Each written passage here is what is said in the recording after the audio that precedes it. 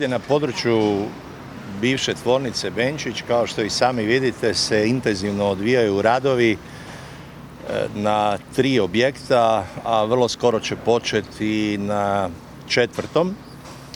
Znači, najdalje su odmakli radovi na upravnoj zgradi šećerane koja je namijenjena za muzej grada. Ovdje u dječjoj kući, odnosno ciglenoj kući, bit će smještena dječja kuća kao jedan specifičan oblik rada sa djecom i to će biti jedinstveni takav objekt u Hrvatskoj kojim će upravljati 3 naše ustanove, znači Art Kino, Kazalište lutaka i Gradska knjižnica. Veliki su infrastrukturni radovi na uređenju trga zbog potrebne infrastrukture za sve ove objekte, ali naravno i rješavanja potoka koji ovdje prolazi u podzemlju i naravno još je Gradska knjižnica za koju se nadam da će radovi početi relativno uskoro, nisu još uvijek počeli zbog izjavljenih žalbi u postupku javne nabave.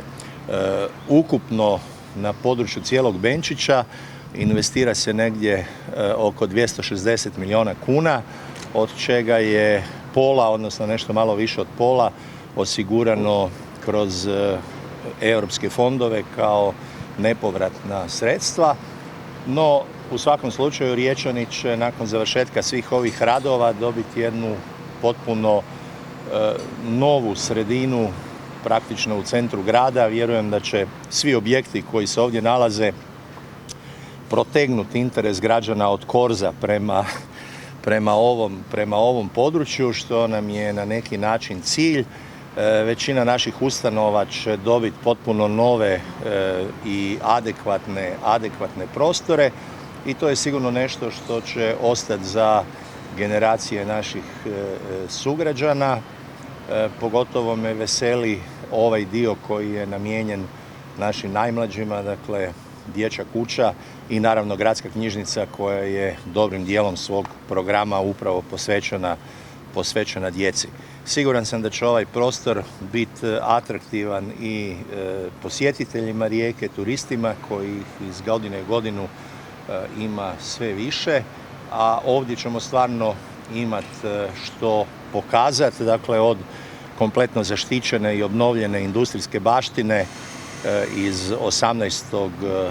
stoljeća do prekrasne palače šećerane koja predstavlja jednu od najljepših baroknih zgrada u Hrvatskoj.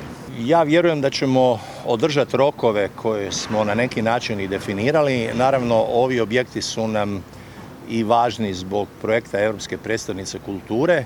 Znači, palača šećerane bi trebala biti gotova negdje u 1. kvartalu ili do kraja 1. kvartala iduće godine.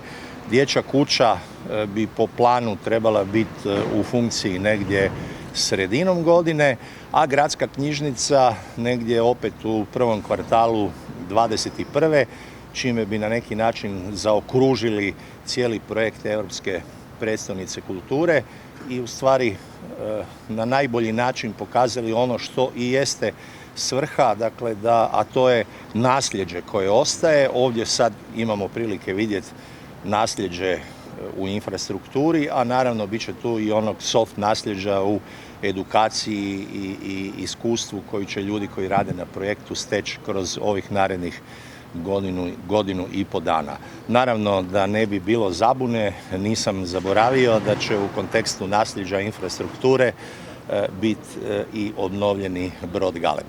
Sutra se zatvaraju ponude, sutra bi trebali znati rezultate natječaja. Naravno, postoje određeni administrativni period u kojem to treba odraditi, ali u svakom slučaju Galeb bi trebao biti u funkciji negdje krajem iduće godine.